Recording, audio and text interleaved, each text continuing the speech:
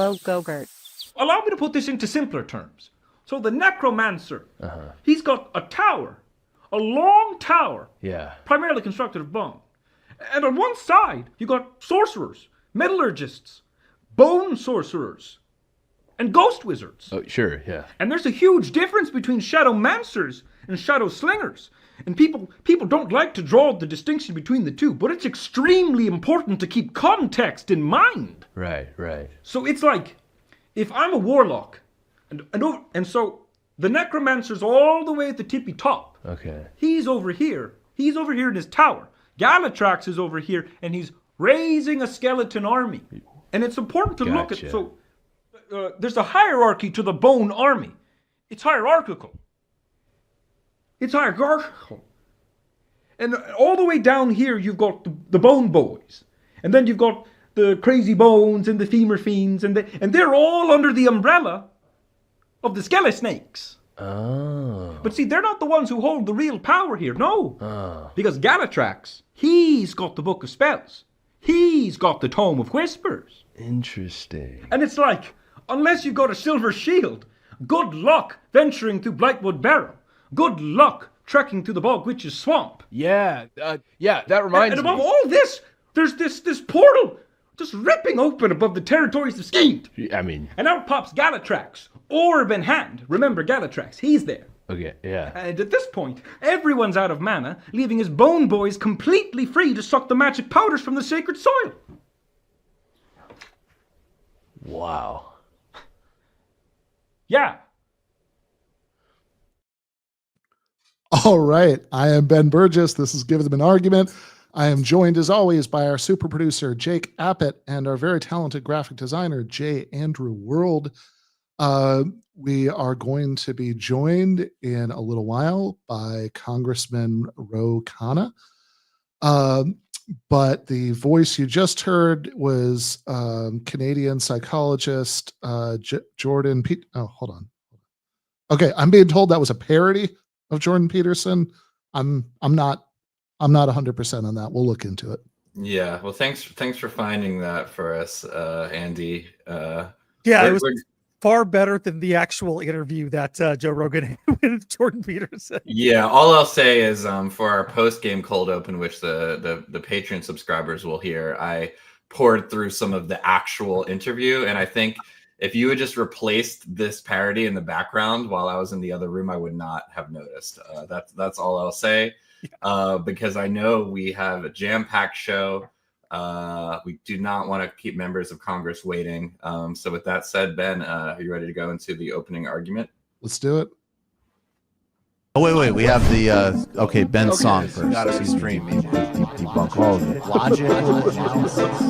You're going to show us how to argue it. Go. This is based on data from a bunch of different countries. There's abundant evidence that at this point.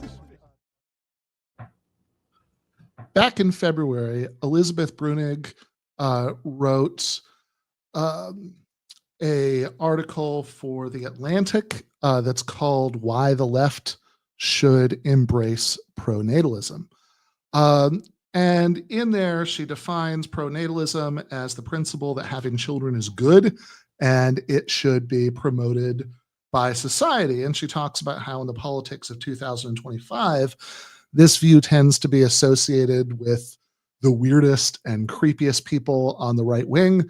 But she thinks that's a shame because the kind of economic policies, the kind of welfare state expansions that the left wants would in fact make it easier for people to have more kids. And this isn't the way she puts it, but it's the way I would put it. We should just take the W on that. Instead, a lot of people on the left end up being negatively polarized into not wanting to use that kind of messaging. And look, I get it. The way that right-wing pronatalists talk about this stuff really could not be stranger and more off-putting. Jake, I think we have the old clip of J.D. Vance talking about this on the Charlie Kirk show. We need to reward the things that we think are good and punish the things that we think are bad. So you talk about tax policy. Let's tax the things that are bad and not tax the things that are good. If you're making $100,000, $400,000 a year, and you've got 3 kids, you should pay a different lower tax rate than if you're making the same amount of money and you don't have any kids. It's that simple. I totally agree. Got that? The funny thing is that he's talking about something that's like not even an 80-20 kind of policy. I'm pretty sure this is like 95-5. Who has a problem with child tax credits? But when Vance frames it as using the tax code to, and I quote, reward people who have children and punish people who don't by making them pay more, my own visceral reaction is to find what he's talking about repulsive. I suspect that's most people's reaction. But I also think Brunig is right about negative polarization and leftists not wanting to brand left politics as pro-natalist, as, in other words, as like, oh, this is good because it'll make it easier for people to have kids, which will be good for society, because they associate that with the right-wing stuff that's at best weird and creepy, and at worst might slide into genuinely bad and illiberal policies to try to pressure or shame people into having more kids. And I want to give you a couple of examples of people who've had exactly this reaction. Here, for example, is David Klein, who's a columnist for The Nation magazine and a contributing editor to the left-wing journal Jewish Currents. Klein says, I find the left natalism position baffling. Money is not the reason people don't have more kids. Consistently across cultures and economic systems, people with more money have fewer kids. The world's most generous welfare states have low birth rates. Most people want 2 kids max. And the next one, if you want above replacement birth rate, we know how to get there. Make people poor, deny women education, restrict personal freedom. The right considers that desirable. That's their agenda. But if you're a progressive, you might need to accept that this is not a progressive goal. Next. To be clear, I support a generous welfare state for families. I think parents, and more importantly, their kids, can use a lot more support. I'm just under no illusions it will cause birth rates to skyrocket. It hasn't anywhere else. And then finally, if you want to give a national population to grow, the most obvious solution is immigration from poorer countries. Natalists who object to that make their actual priorities clear. In an ideal world where no country is that poor, maybe the human race will shrink, and maybe that's okay. And what I really want to point out here is 2 things, right? So, for the record, some of the big empirical claims that Klein is making here are just provably wrong. We'll circle back to that in a minute. But right now, I want to note the general shape of his position. He denies that making it financially easier for people to have kids will in fact lead to more people making this choice. And if that's not clear in his wording, go back and look at that thread and look at the replies to him and his replies to the replies. He explicitly believes that free daycare, financial support for parents, none of that stuff will move the needle in any noticeable way in the aggregate. He's very clear on that. He believes the only way to generate the result of more people having kids will be to do terrible, illiberal, reactionary, authoritarian things, which means that left-wing natalists must either be confused or they're in denial about reality, or he strongly insinuates without quite saying it, it's a smokescreen for people who might be left-coded in other ways, but actually secretly want to do bad, illiberal, reactionary, authoritarian things, just like the J.D. Vances of the world. And he actually supports all the same pro-kid economic policies that someone like Liz Brudig wants, but he absolutely doesn't want to brand them as pro-kids. In other words, and this is me editorializing, he doesn't want to take the W.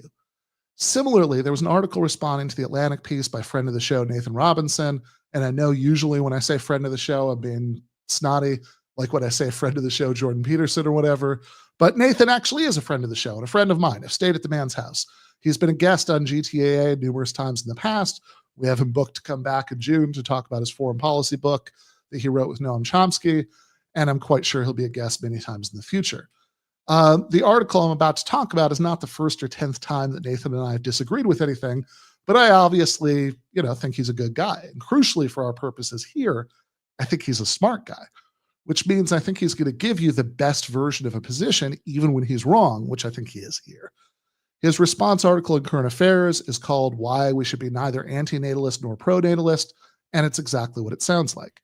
He thinks as a matter of principle, the state should be totally neutral about what the birth rate is. We should just say as a matter of basic liberal pluralism that it's nobody's business. And as I said, He's a smart guy. He's going to follow the breadcrumbs of this line of thought to its logical conclusion. So he says, and I quote, "If the human population shrinks over time, it is a matter of perfect indifference to me. I want the people who do exist in the future to be happy and to live well, but I have no opinion on how many people there ought to be. If in the long run our species goes extinct, I do not think this is a matter of moral concern. Let the manatees inherit the earth. This does not mean I think human beings are some kind of cancer on the planet, that we should go extinct. I think it means our job is to take care of people who happen to show up in the world, not to ensure that anyone does show up." Now, Nathan and I do have a really fundamental philosophical disagreement on this point. I'm sorry, but I do not want the manatees to inherit the earth. I don't have a problem with manatees. I'm sure they're lovely animals. I'm happy to share with them. But my boiling hot take is that all else being equal, the extinction of the human race would be a bad thing. And even short of that, part of providing a good life for people who do show up involves more people showing up later to take care of them as the first people age, which is one reason why people who raise the next generation aren't just doing something that might be good for them in terms of their own emotional fulfillment, but also doing something that's good for society. And again, like David Klein, Nathan doesn't actually disagree with the policy substance of anything Liz Brunig wants.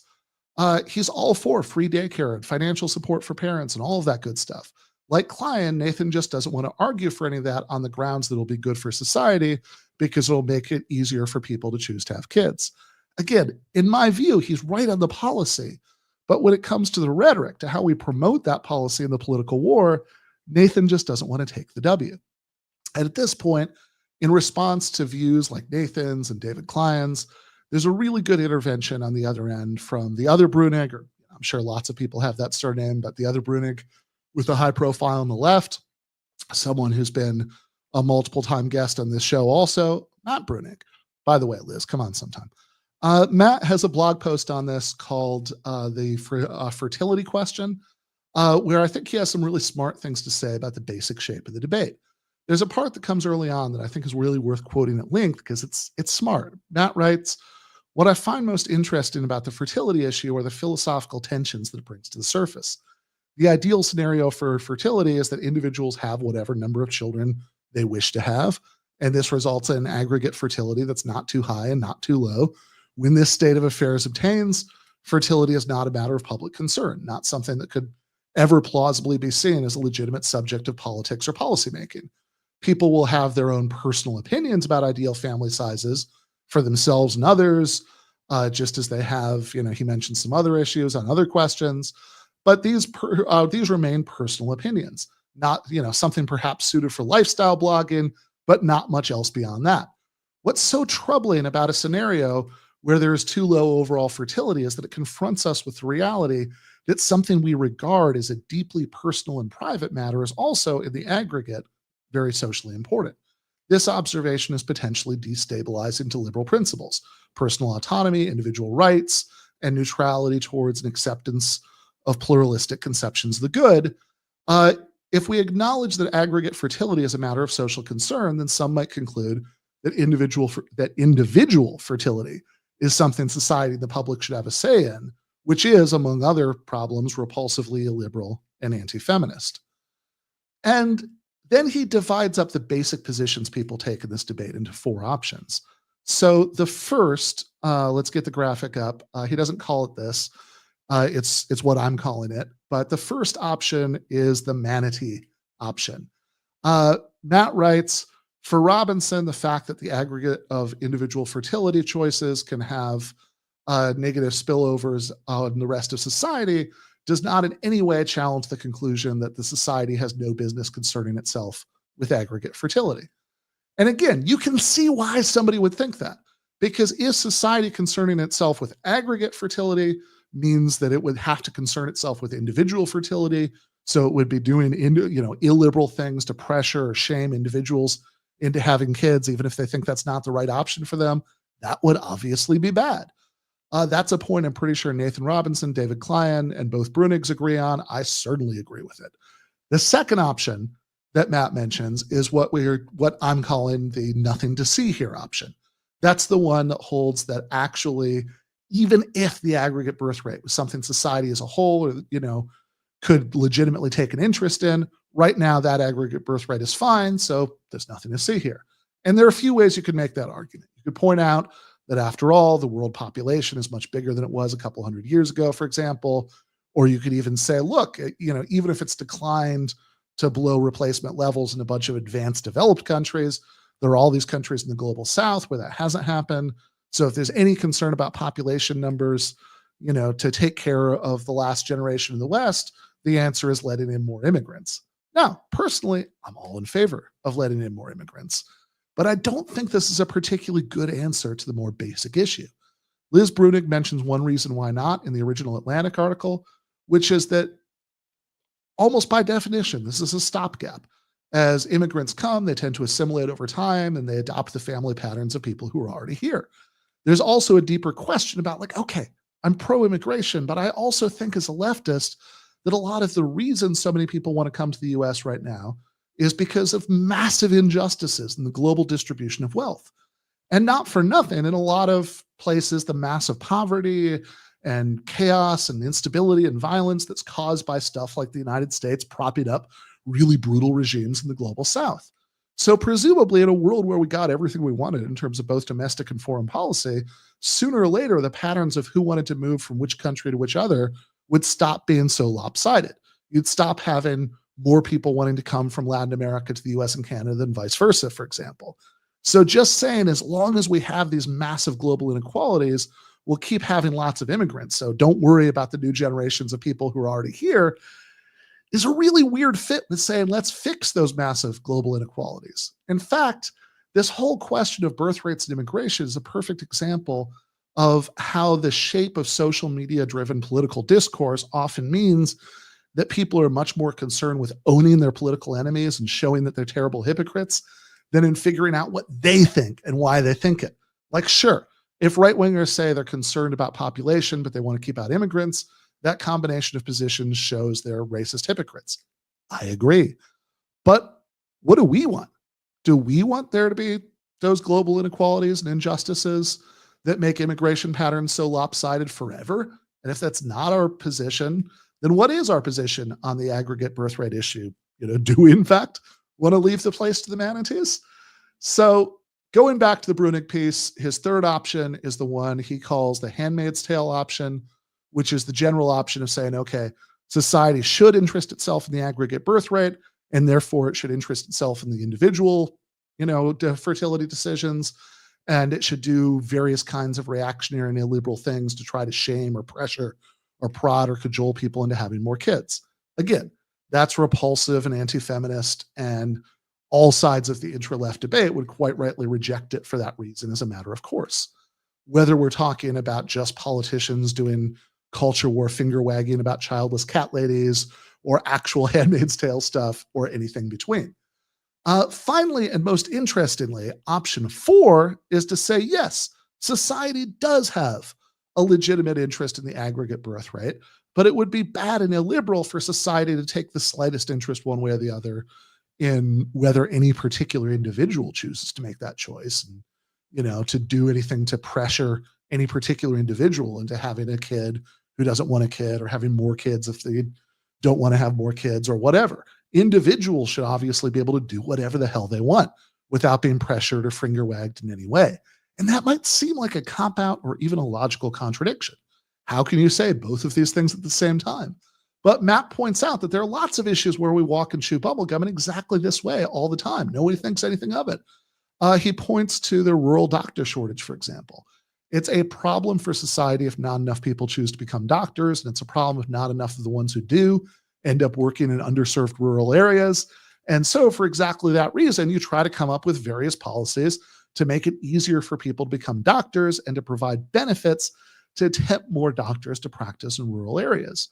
We acknowledge that it would be bad and illiberal to pressure anyone to go to med school if they think law school or philosophy grad school or whatever is better for them. But we don't, we certainly don't scold or shame or finger wag doctors who choose to live and practice in cities. But we nevertheless acknowledge that the rural doctor shortage is the sort of aggregate issue it's legitimate for society to care about. As Matt says in his essay, trying to change the economics to provide more doctors to rural areas is in fact what we have done with initiatives like the National Health Service Corps that provide financial incentives for medical professionals to work in underserved areas. This type of thing is not understood by anyone as being repulsive or liberty destroying. And of course, he goes on to say, it's not a one-to-one. Obviously, decisions about family formation are much more private and intimate, and it would be that much more offensive to pressure any individuals into doing that than into becoming doctors or rural doctors.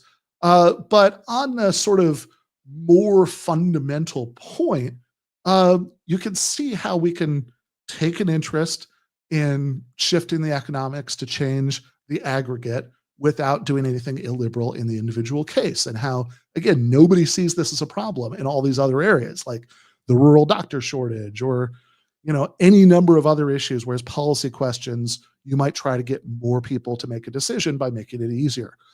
And Matt writes, based on the above analysis, it is easy to see why the fertility issue is one that could favor the economic left.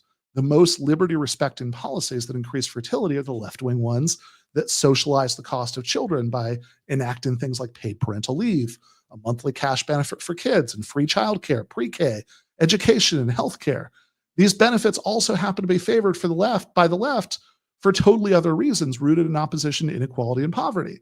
Indeed, there is such a consensus on the left in favor of the benefits that when people like Nathan Robinson go out of their way to explain that they philosophically reject the idea that fertility can ever be a matter of social concern, they still nevertheless feel the need to indicate that they support all these policies anyway.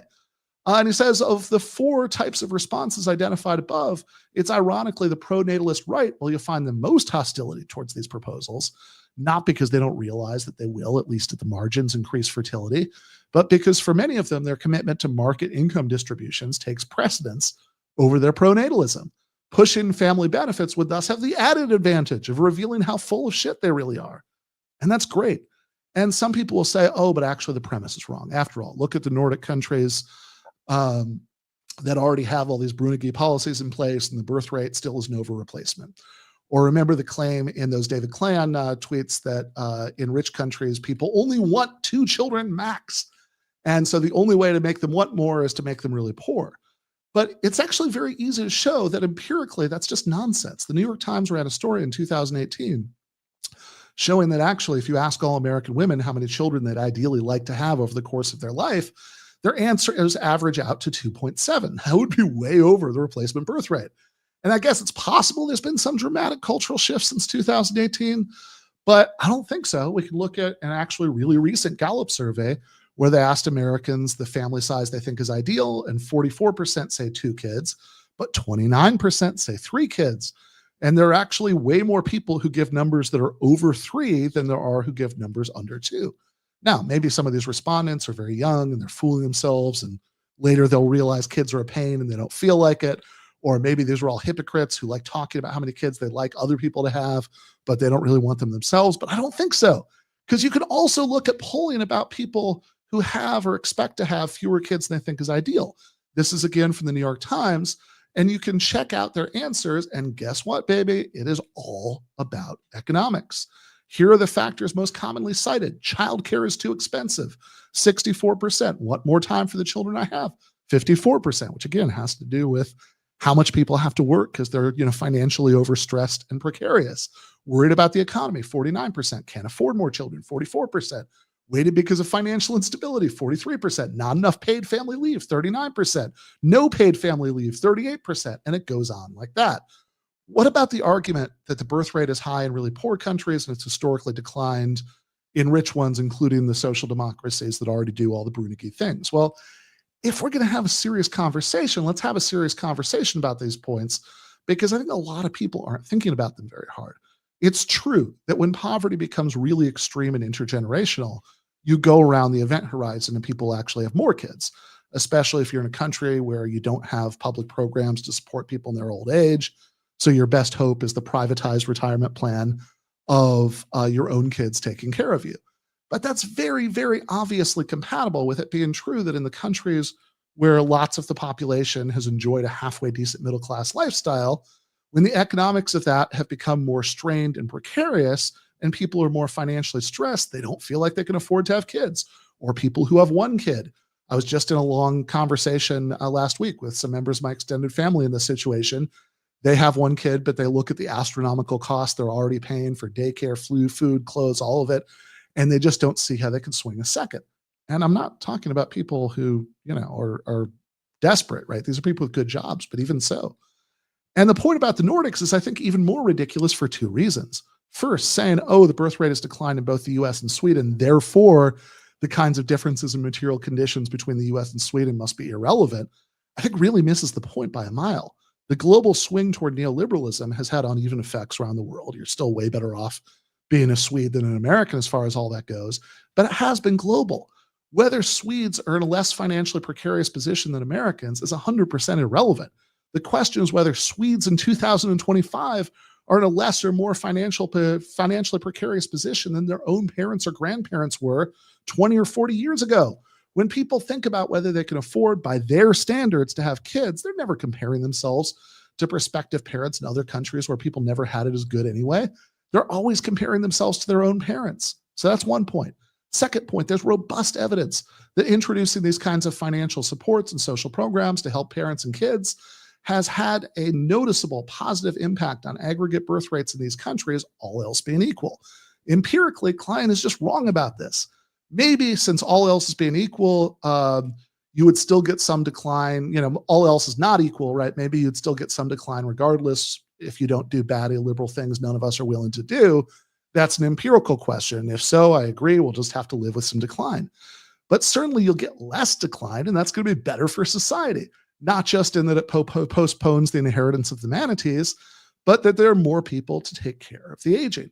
We can acknowledge that and promote lefty economic policies for that reason without budging an inch on liberal pluralism and the principle that everyone should make whatever family choices are best for them without any scolding or finger wagging. It should be no problem to walk and chew bubblegum on this question and to take the W on how the policies we want are objectively and obviously pro-family. And one last point, because I know Congressman Khanna is going to be joining us soon. Some people might just say, hey, why care about this at all at a time of rising right-wing authoritarianism? We have bigger things to worry about. Or even at a time of rising right-wing authoritarianism, isn't it bad to budge on even seeming to agree with the bad guys on any cultural point? And I actually think that's really backwards. Most normies think it's good to have kids, that promotion of this good is good. And at a time when the right is more authoritarian and dangerous than ever, when it's more important to defeat them than ever, why on earth would we cede this ground to them? Why should we let them pretend to be the ones who are in any way pro-family? We shouldn't. We should take the W. Okay. So, Ben, you did actually get that in before the buzzer of Congressmember joining us. We might just want to double check that they. Yeah, I just finished and I saw a message, I assume from a staffer saying, sorry, Ro is running slightly late, but we'll be on soon. Okay. Good. Well, so we do have some time for housekeeping. Is there anything coming up that we should mention, or not really? In this case, we might be okay. But we do maybe have a chance to preview the post game for patrons, because we actually skipped that earlier in the haste to get in before the buzzer. So Andy, this is somebody you lined up. You want to tell us a little bit about who we're going to be talking to in the post game? Yeah, we have Jose from the band Spouse coming on. He's a phenomenal musician, songwriter, and spent part of the pandemic in Ecuador. So he's going to talk about a little bit of his experience with immigration and kind of, his perspective. Spouse has not shied away from things. If you dig into their discography, you can find songs about George Bush. To Hell with a W, I believe is the name of it. And I love the title of this one, Spouse Goes to the World Bank.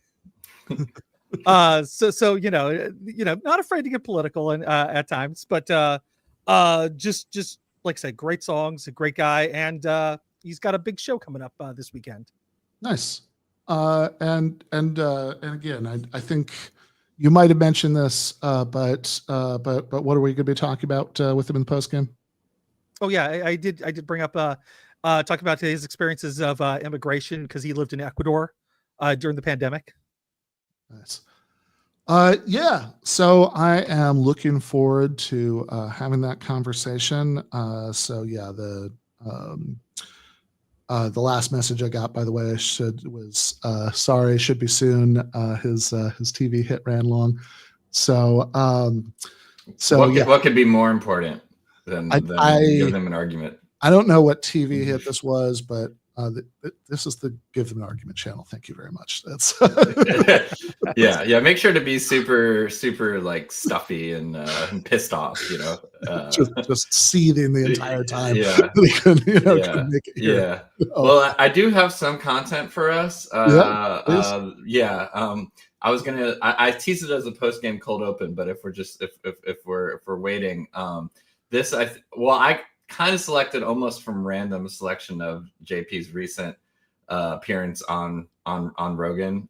So I think this is kind of what was being parodied in our cold open. So we can, God forbid we have to cut this off if Ro comes on. But this is what they were parodying. I have a big dent here from when a meteorite landed on me when I was a kid. A meteorite? Yeah. Oh, funny story. I know. I've got plenty of cuts on my head. Parasite problem is a very deep problem. So I can even give you an example of that. This is a hard one, but I'll try. In the Pinocchio movie, this also happens in Jonah, the story of Jonah.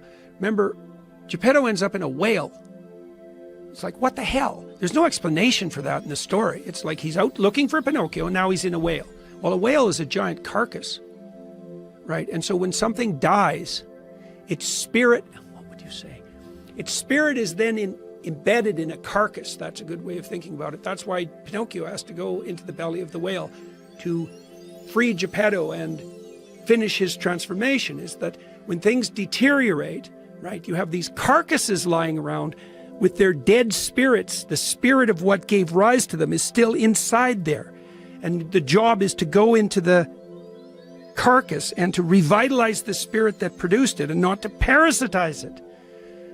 Right. Boy, I don't know how you got that out of Pinocchio and the whale.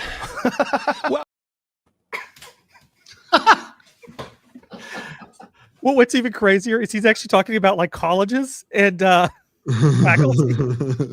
Yeah, well, do you know what kind of launched that? Because I think you watched more of that than I did, Andy. You know what? He just kind of brings stuff out of nowhere as an analogy to explain colleges, and it is just like going to university. Like he's like his own university. Is that what his college is like? Like dead whales with ghosts. Yeah, that is by the way, if there's any ambient record producers watching, that is my own original music that I added to the I just felt like it needed some pretty trippy far out synth sounds in the background, to fully capture the dorm room philosophizing that was going on. Yeah, I mean, I think my favorite thing about that clip, and this is kind of captured in the parody also, is just the way that I mean, it's Rogan is like has no problem with any of this, like he's along for the ride, but like he's also not pretending very hard to have any idea what the fuck he's talking about. By the way, there was a sneaky cut, which is it didn't actually cut from him talking about getting hit with a meteorite as a kid to parasites. I just made it as if. But what is very funny, if you go back and watch, which I don't really recommend that you do, is he mentions that he was hit in the head with a meteorite as a kid, and then Rogan just like really funny story, and then he starts talking about times that like he got hit in the head. So he doesn't follow up. He doesn't say like, really, you were hit with you were hit by a meteorite? Yeah, he just like, oh, that's cool. By the way, like I was on like a construction site or something, and like and then Rogan's like, yeah, that actually explains a lot of my personality. But it's like also. It's great because, of course, there are famously times in the past when Rogan has stopped at the, the apple cider most memorably, right? Right. And he has had that reaction. Wait, what? But you can kind of tell this is not his first or second conversation with Jordan Peterson. Like he kind of knows there's going to be some odd stuff. And okay. Yeah, he's like, I can relate, man. I've also been bonked in the head in strange circumstances. I mean, I do have a lot I do wonder if, if like the rock that hit, did they test it? Did they bring it in for chemical analysis? Or did he just get hit by it in the head? Well, first of all, did this ever happen? And then second of all, why does he believe it was a meteorite? That's the first question. Because I remember as a kid, if you dropped a penny off the Empire State Building, it would kill somebody below you. Is what I was told. Right. This is a widely held kid belief. Yes. Yeah. Whether that's true or not, I don't know. But I would imagine a meteorite. That's true.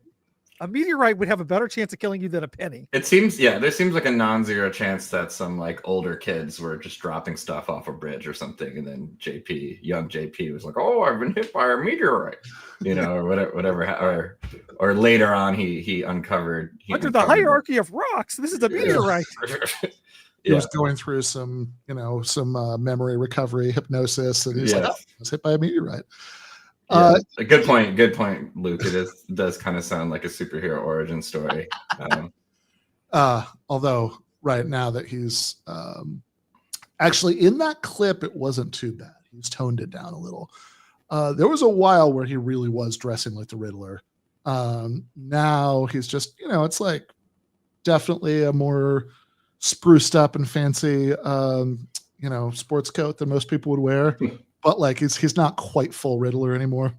Yeah, honestly, he seemed pretty chilled out on this episode. I don't know. Maybe he was going through his own kind of episode for like a good 1 to 2 years. It did remind me of if you watch the beginning of Rogan, I've seen some people say, like people don't really believe the hysteria of saying like, oh, Rogan's so far right, because if you watch it, it just seems like two pretty relaxed people. He's really good at even making Jordan Peterson in the beginning just seem kind of relaxed, and they're just kind of riffing. And Peterson is a pretty charming guy, but then it's pretty funny.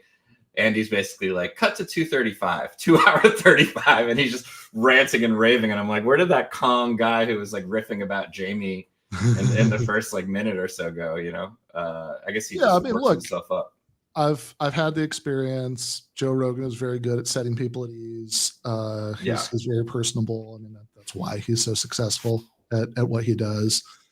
I think politically, I don't know. I guess I still believe like it's clearly true that, certainly in the 3 years and change since I was on the show, Rogan has, his politics have changed and evolved and not in my direction, right? They've very much evolved in the opposite direction. Like,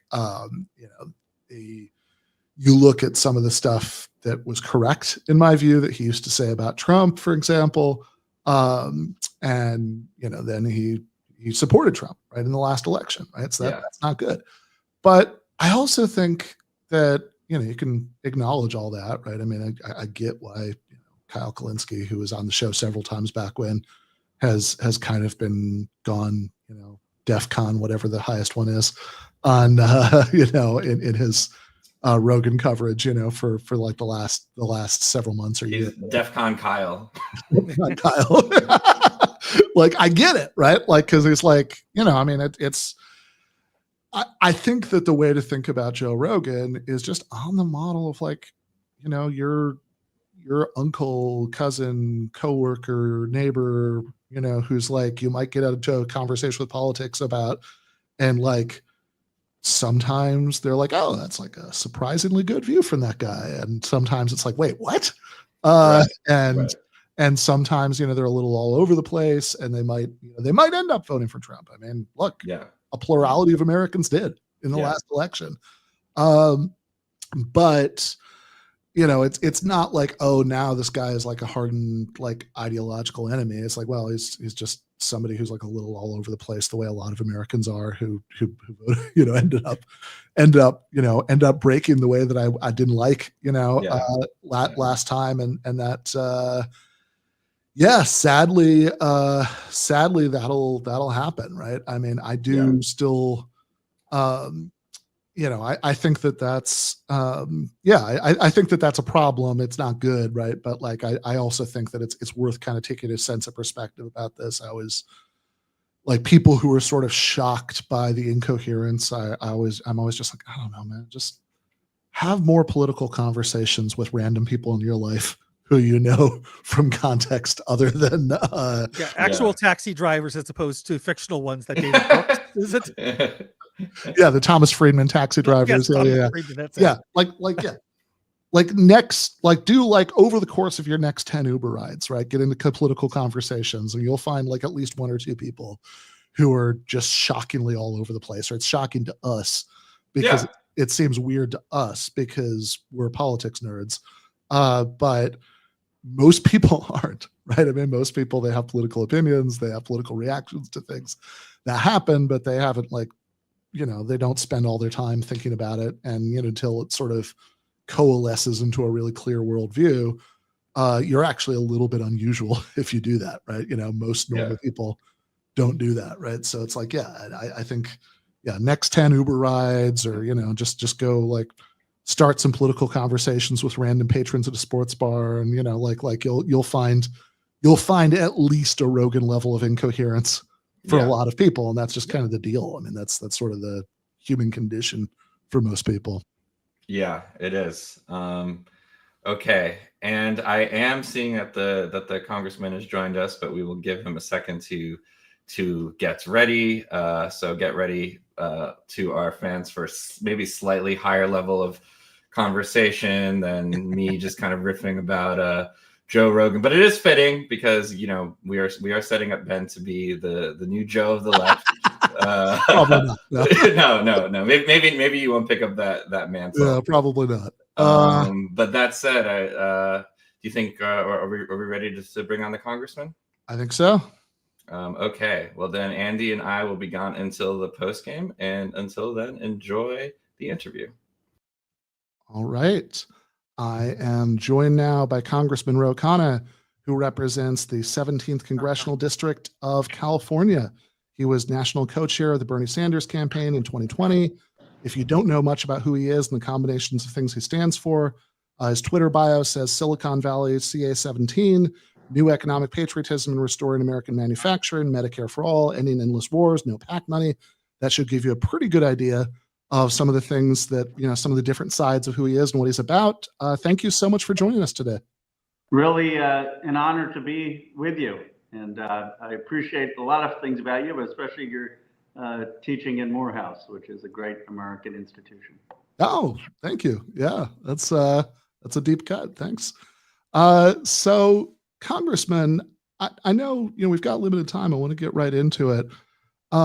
Right now, things obviously are looking pretty grim. The Trump administration is, sending people to CCOD in El Salvador without due process. Legal permanent residents are being deported to their home countries for writing newspaper op-eds.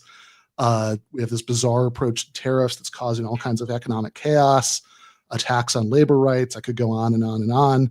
And I haven't even mentioned, the kind of real horrors that Trump has greenlit in Gaza. So I'm sure we agree the situation is really bad, right? It's authoritarianism, economic chaos, all of it.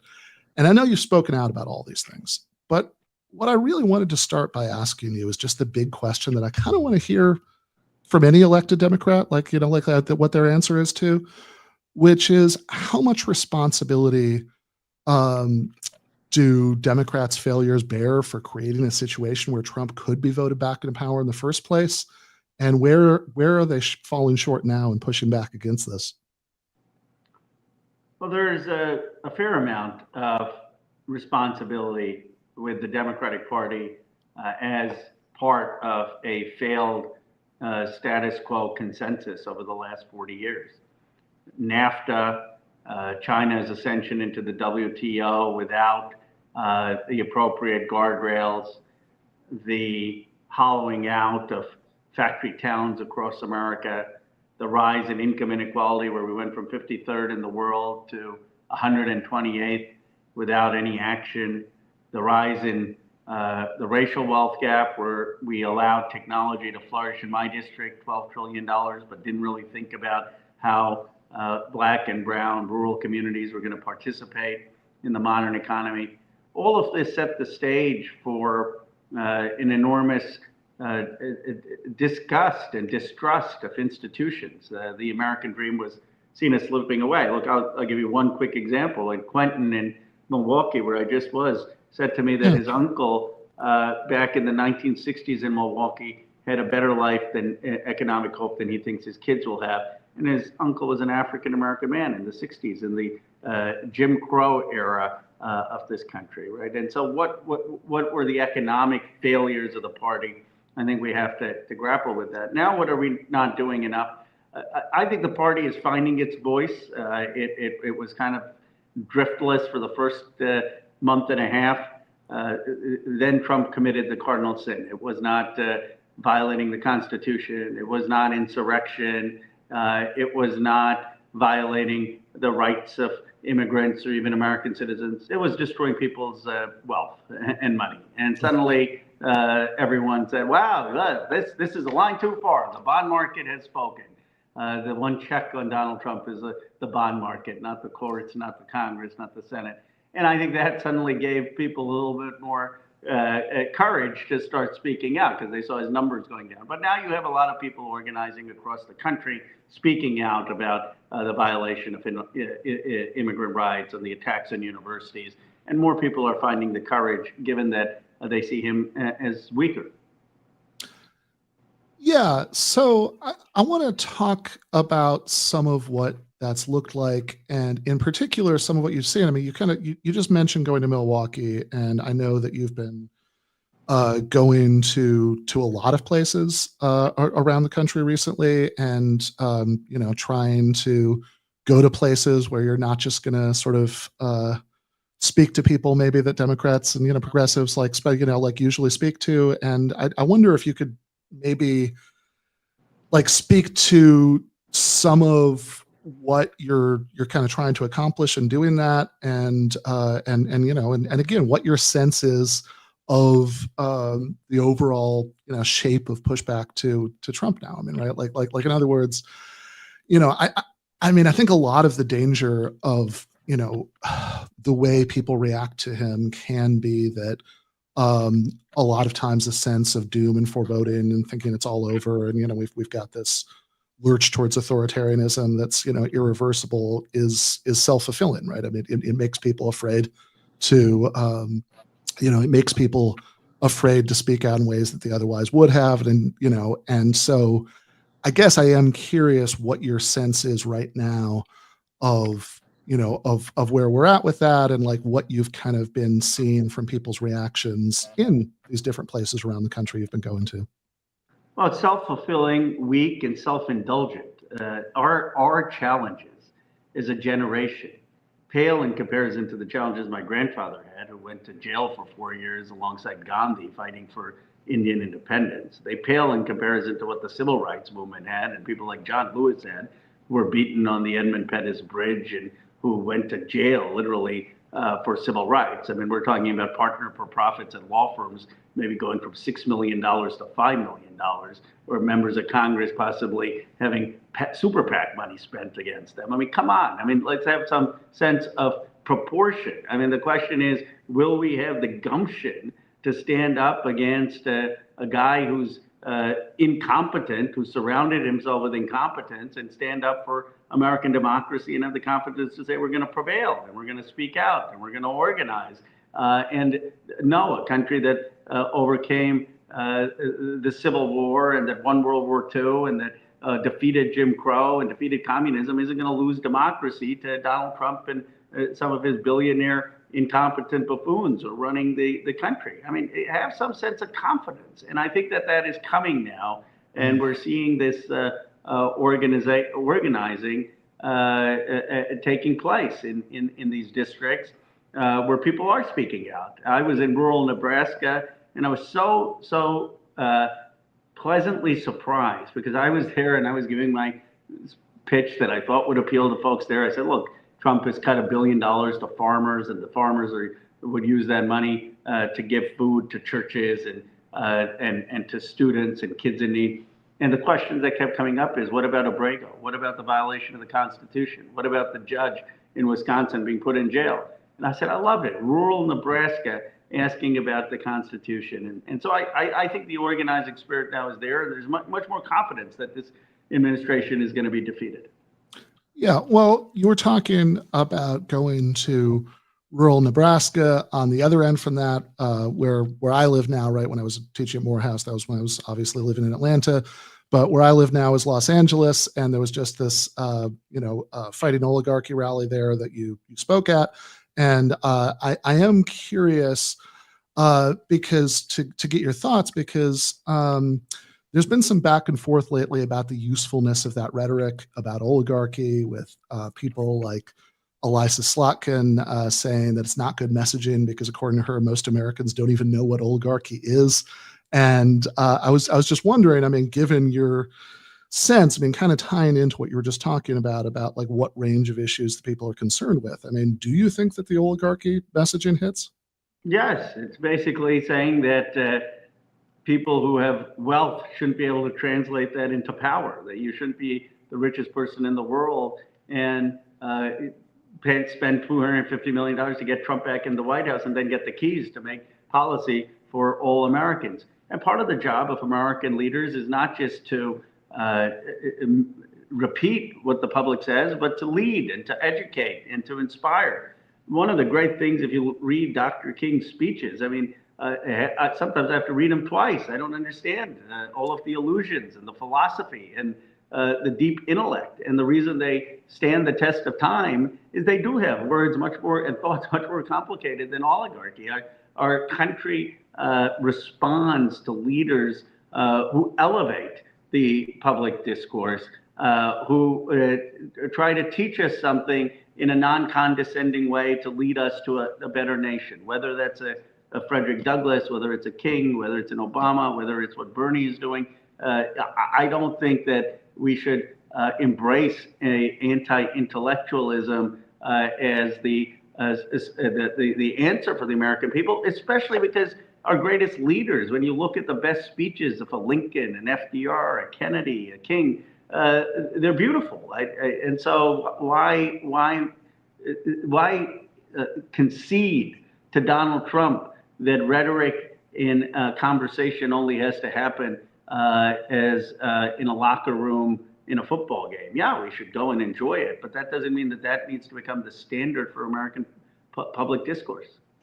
Yeah, and I should point out too that there has been some polling on this, and a majority of Americans do know what oligarchy means, and even more interestingly, I think to your point about how you want leaders who can change the discourse, not just reflect it. When you give people in the same poll a explanation of what oligarchy means, and then you ask if they think that fits the United States right now, then you have.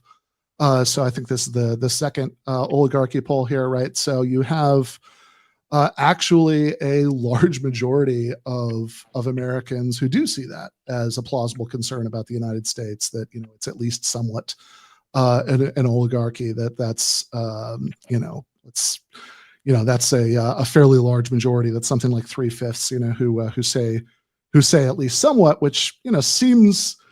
I agree. I mean, shouldn't be that surprising, given that we do have the richest man in the world who sort of, was the largest, donor to the Trump campaign, or, to either side in the last election, who sort of made himself this strange position where he got to slash and burn his way through the federal budget. And in general, I mean, that, you have a situation where the wealthiest Americans are wealthy on a level that would have been sort of unfathomable, right? Even a generation or two ago. I mean, that people who work at Amazon are oftentimes in really bad labor conditions. You have people who are subject to electronic surveillance, so they end up like skipping bathroom breaks for fear of falling behind in their quota.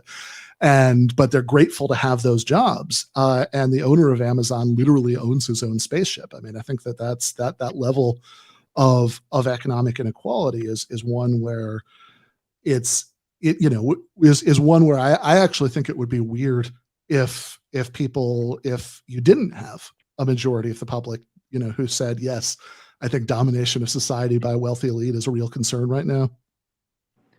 Absolutely. I mean, think about it. You get to work for the one of the wealthiest corporations in the world in human history, and you think that would be like winning the lottery, and you could have a good paying job, and you can't. You're subject to electronic surveillance. You're subject to long work hours and not good pay, and all the wealth is accruing to the capital class. And one of the reasons is the drastic cut in tax rates. And both Gabriel Zucman and Thomas Piketty have shown this, that when tax rates declined as precipitously as they did, corporations said, okay, now we're going to be incentivized to give more of that money to the CEOs, more of that money to the shareholders, and less of that money to workers. When the tax rates were higher, there wasn't that much value in giving that extra money to the CEOs and capital holders, and so you get corporations giving more money to workers. So the imbalance is startling, and it is. I make this argument all the time in Silicon Valley. I said, you can't be an island. There's going to be anger. People don't resent your wealth generation, your innovation. They resent that they're not part of it. And I often say, if the guy who represents more billionaires than anyone on the planet can be for taxing them more, I don't understand how this is a hard vote for 434 other members of Congress. Nice.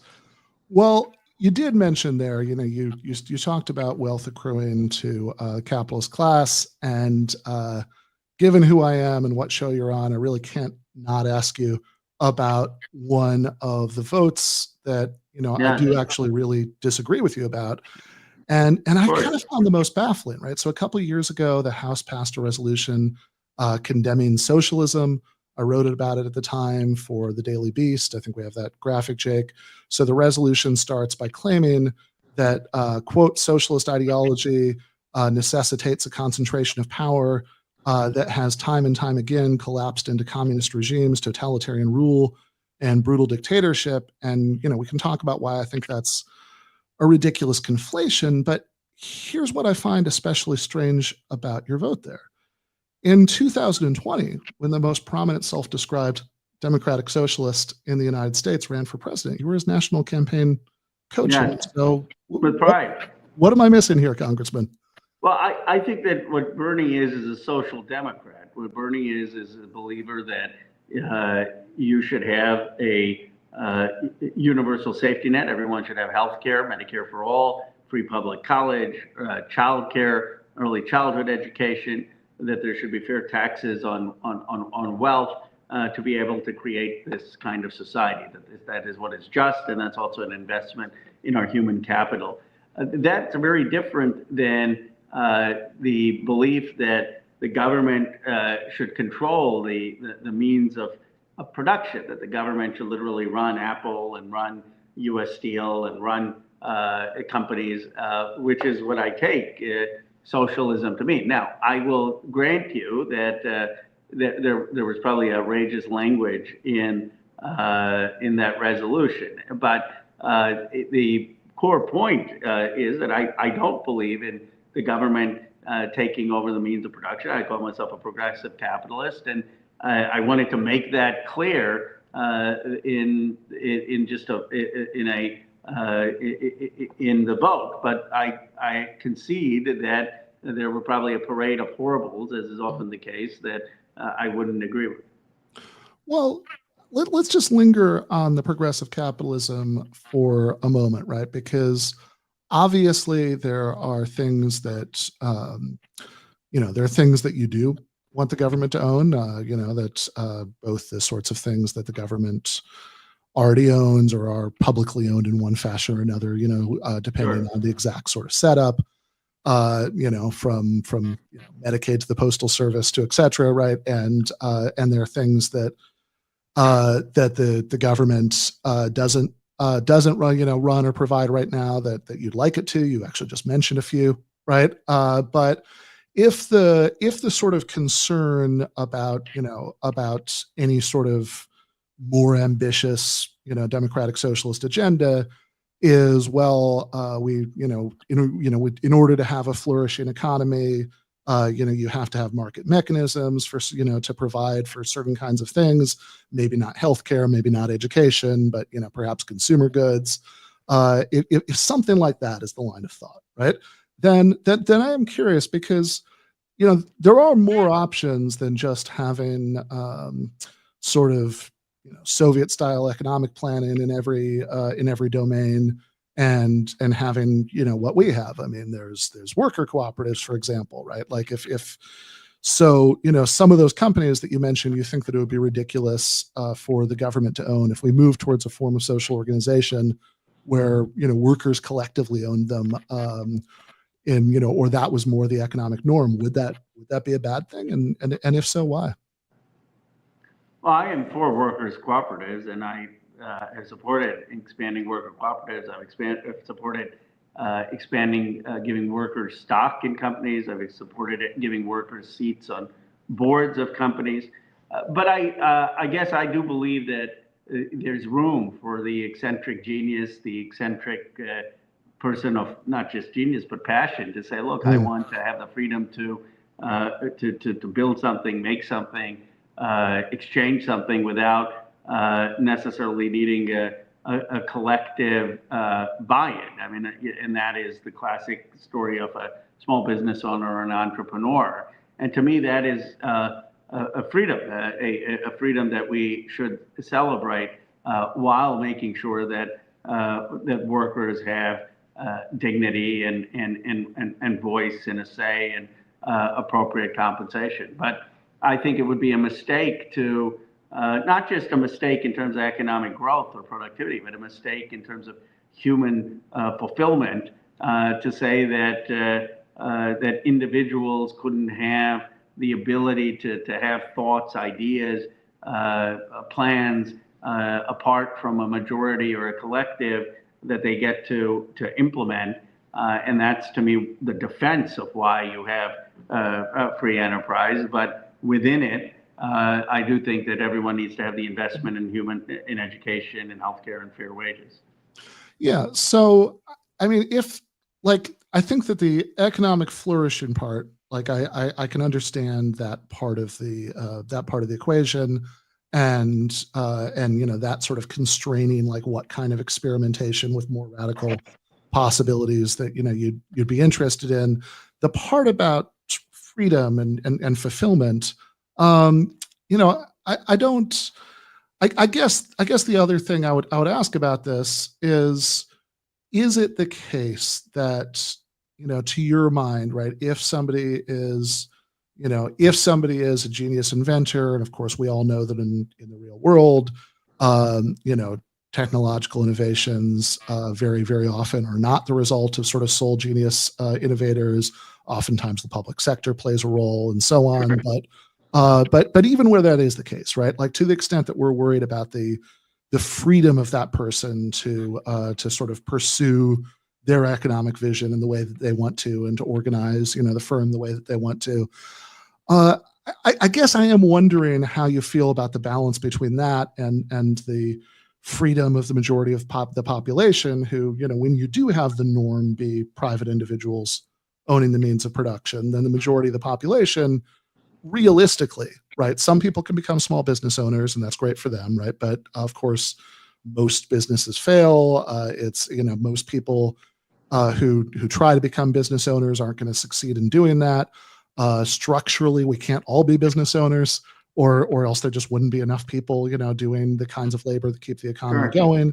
So that means most people are going to have to be in a position economically where they're employees who are taking orders all day rather than giving them. And so do you think there's a concern about freedom there on the other end? And I mean, I know this is a big sort of philosophical question, but I'm really curious about your views here. Do you think that there's a concern about freedom on that end, right? Sort of freedom from domination that you'd have to at least weigh against what you were talking about earlier?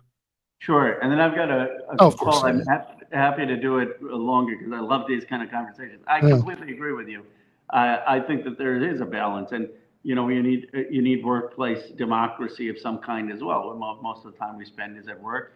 Most people in this country, unfortunately, don't like their work. I've read somewhere that 70% changed their jobs in 2 years. There's And that's why I do think that workers should have some form of ownership. I mean, I think giving incentive to give them some kind of equity, some kind of stock. If workers should have some kind of voice in the board. So you'd be in favor of like co-determination, like you have maybe for firms of a certain size, you have the kinds of things they have even in Germany where there's some worker representatives who have to be on the board. Yeah. I've been on Tammy Baldwin's bill to have a third of the board, have worker representation. I think it's in particularly important of labor protections and that kind of worker representation in a world of AI where we need to see what kind of notice someone would get before being laid off, what kind of severance they would get, what kind of voice they would have, that automation isn't used just to eliminate positions, but to augment people. So I think there is a tension, but I think the tension shouldn't go to the point where individuals for their own passion, whether it's their own art, whether it's their own cupcakes, whether it's their own technology, can't pursue something without the veto of the majority. I mean, I think in a democracy, we want to find a room for self-expression that the market, in my view, does do, though needing checks of equality with for workers, and I recognize that there's a tension in those two things. Well, this is really interesting. I know you've got to go. Do you? Would you have time for one last question? Yeah, so let's do one last, and I'd love to continue the conversation on air or off air because I struggle with this. In fact, in my book Dignity in the Digital Age, I quote Amartya Sen at length, and he struggles with this issue of what is freedom and the actualization of freedom in a market, and how do you still develop people's capabilities in it. So I think these are deep philosophical questions that don't have easy answers. Fair enough. Well, I do want to end the conversation. I do want to end it on a slightly more concrete level than where we've been for the last little while. And a question where in policy terms, we do completely agree, which is on healthcare, because going back to your answer to my first question, right, about like how have the failures of Democrats, created some of the problem that has sort of created space for a demagogue like Trump to be voted back into office. And you spoke, I think, very forcefully about economic inequality and et cetera.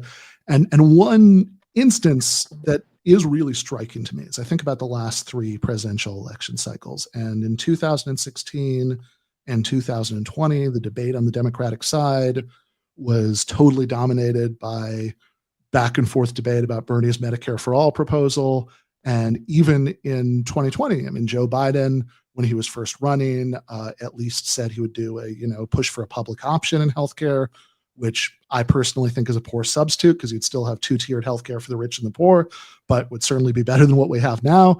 But that largely disappeared off the radar. And I remember really being struck during the 2024 election by how little healthcare was even being talked about, like in that election.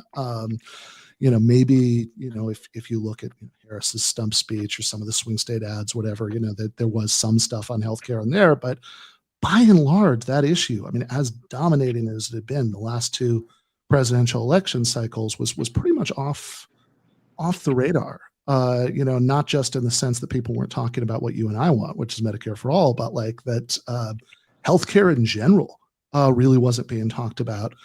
And so just on a really practical level, to end on that note, I mean, what do you think we can do to sort of get Medicare for all back into the national conversation in a way that it really hasn't been lately? Well, I appreciate you having me, and then I do have to run, but look forward to continuing the conversation. I think the two biggest things a society can do is invest in the healthcare and the education of their people. That this is what builds our ability to have a meaningful life. And there's two basic arguments for Medicare for all. One, this is something that's affecting so many people that they're getting into medical debt, that they have someone they know who has an illness and they're not getting the treatment that they need because they're afraid of the cost, that they're not getting to see doctors who are out of network It's not just those who don't have health insurance. It's so many Americans.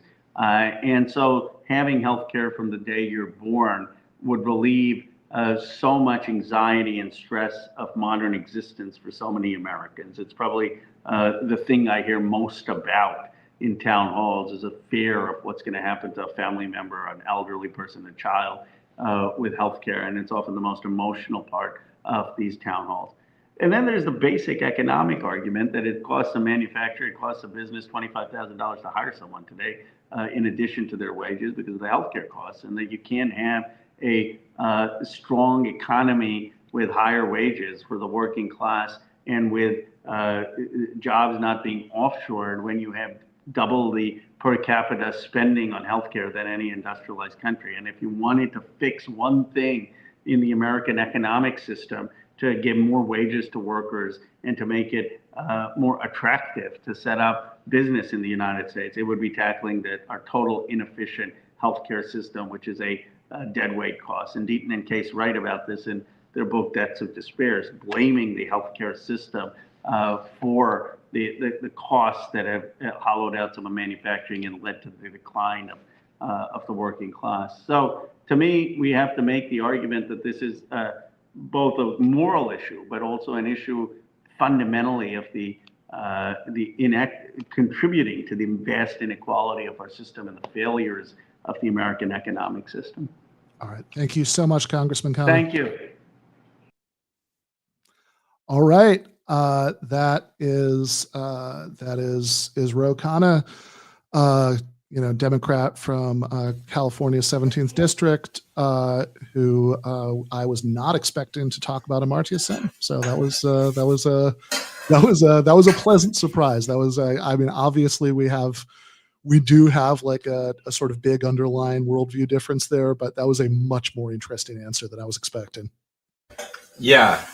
I think it was a high caliber talk between the two of you. I'm also laughing at him, imagining someone who's expecting a congressman, tuning in and seeing me wearing this cheap secondhand blazer and thinking, is that congressman? I mean, I guess there's that guy. Is he a little young, or maybe I'm not too young to be a congressman anymore. That's you also don't look like your name is probably Ro Khanna. So, yeah. But no, that was a good conversation. And yeah, so what do we have next? We're going to so I think that we should probably actually. Do we know if Andy is still floating around somewhere? He's definitely floating around somewhere, but not in where he's floating might be unclear. Okay, I feel a little bad about doing this part without him. Because he's the one who suggested it, and I think he'd actually suggested it 2 weeks in a row. So maybe we should round up Andy and go up to the post game early. I want to get into this Dave Rubin thing. We just had, I think, a interesting and kind of surprisingly deep conversation with the congressman, and no, here he is. We found the bat signal went out. Yeah. So we have Andy, and so yeah, the same way that I mean, this is just going to be a quick thing, but I just can't resist making this connection. So the same way that we just had the congressman on, and thank you so much, Representative Khanna. We just had the congressman on, and I think that, and we'll be happy to have him back again. I think we had like a really interesting conversation, got into some pretty deep waters about worker control and sort of conceptions of freedom and all of that stuff. Apparently, friend of the show, now I'm doing it the snotty way, Dave Rubin, had a similarly interesting conversation with a politician. Andy, I think you were the one, I know you were the one who found this tweet. Oh no. Andy, you're muted for some reason, but I can bring the tweet up while Andy is figuring out his audio. Yeah, I mean, it was either me or Andy who found it, and 9 times out of 10, that means that it was probably Andy. Is it working now? No, it's not. Well, you might need to make your best facial expressions, Andy, which is difficult. So let the podcast listeners know that Andy. You could also, if all else fails, you could temporarily switch the input to the computer audio. Ben, you'd be good in IT. That was you're very, very, very relaxed, not blaming.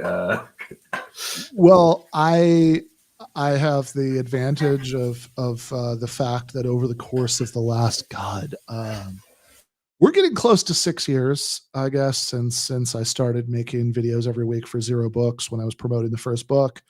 And over the course of that time, every dumb thing that somebody could possibly do, as far as, basic audiovisual setup and, being seen and heard in reasonable ways on a YouTube video.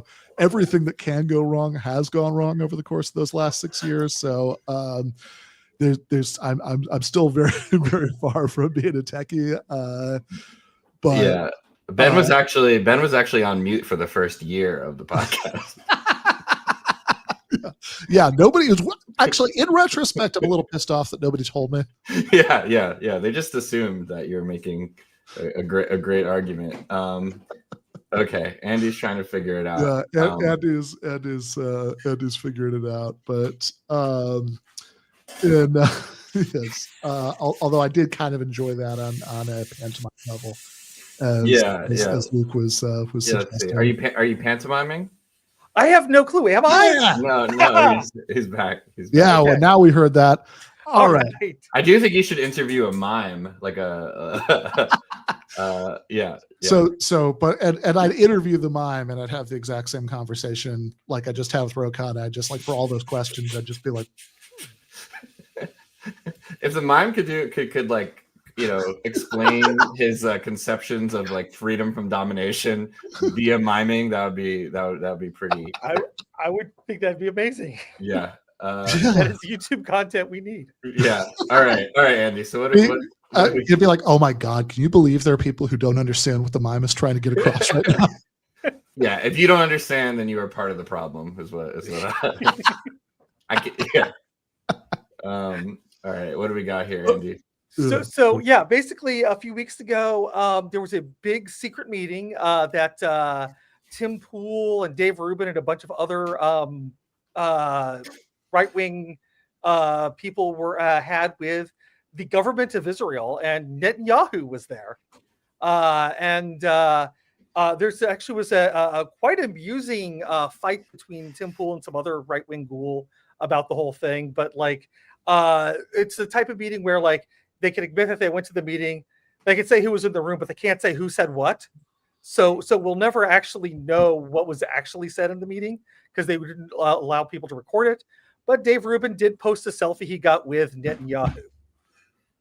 And I will say, yeah, okay, so let's go back to the tweet in a second. But I do just want to say, setting this up, that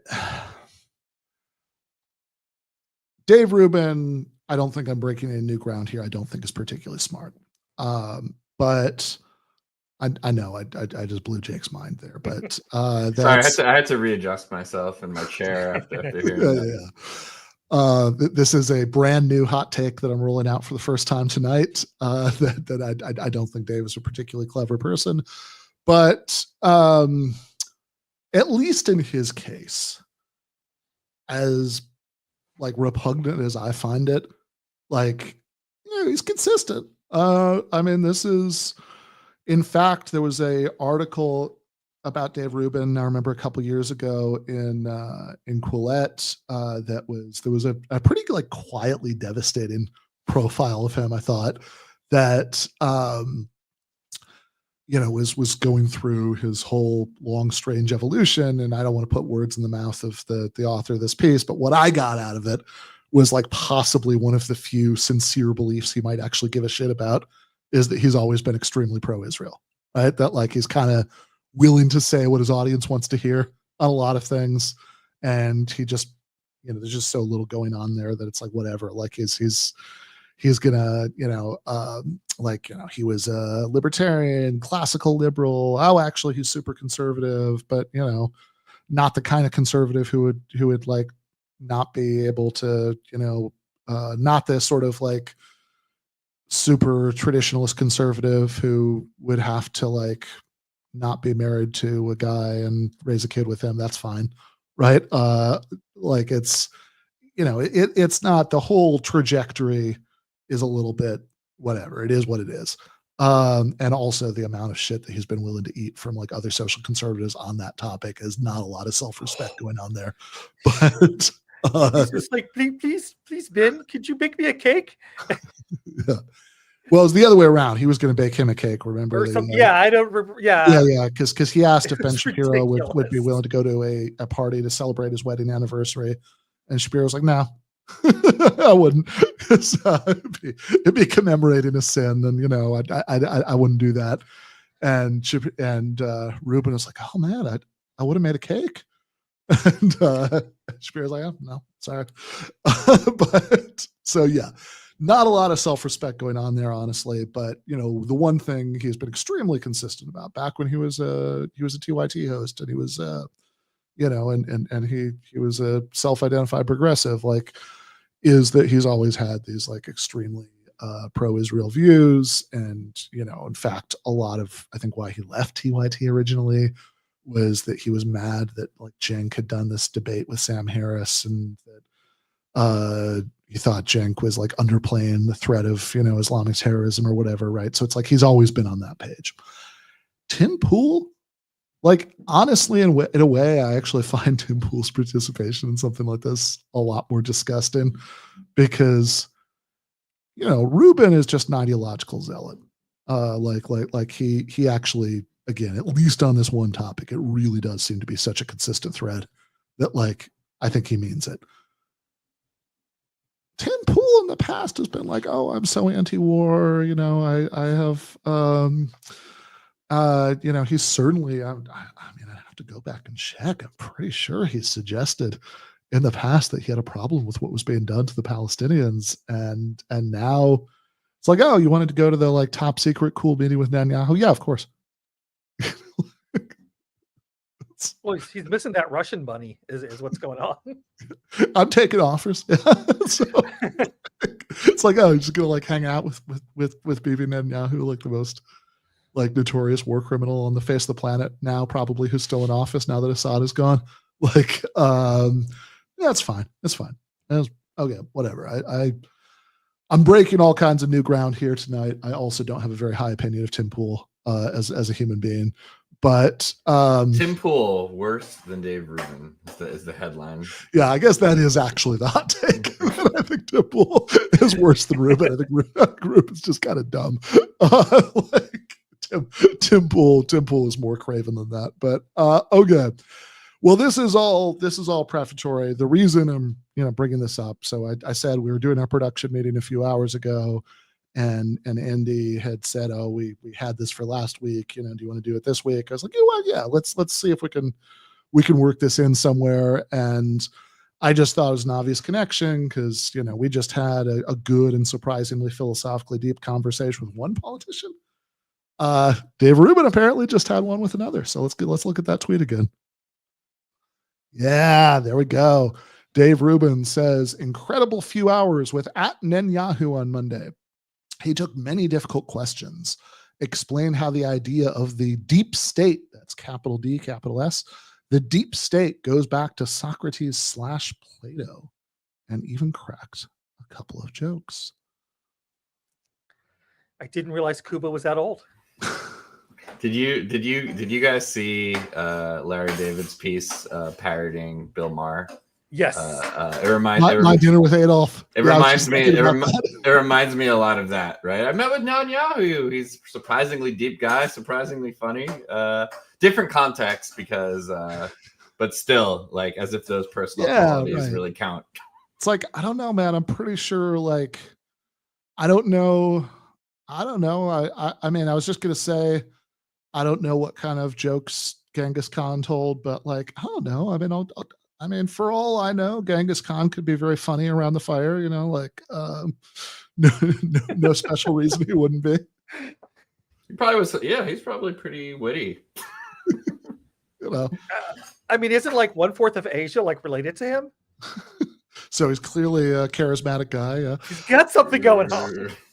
Yeah, I think there might also be a more unfortunate explanation there. Although also, there's probably also a slightly more mundane one, which is like, if you know, I remember after I put out that article in Jacobin, whatever that was, last year. Anyway, it was no one's rights should depend on where their ancestors lived.